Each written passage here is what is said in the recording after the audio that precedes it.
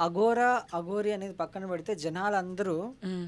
ఆయన ట్రాన్స్ అని అంటున్నారు. అంటున్నారు, అది ఎందుకంటే జనాలకి జెండర్ తెలియదు చేంజ్ చేసుకోవడం వల్ల. చేసుకోవడం వల్ల.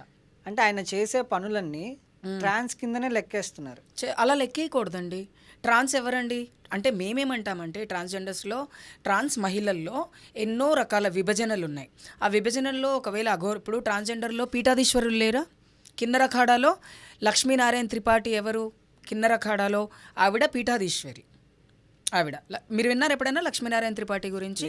ఒకసారి చూడండి. ఆవిడ హిందూ మతంలో బ్రాహ్మణ ట్రాన్స్ విమెన్ అయ్యుండి తను ఒక అఖాడా పెట్టి అఖాడాలో సనాతన ధర్మాన్ని కాపాడడం కోసం తను ఒక గురువు, తను కూడా సన్యాసిని, తను కూడా.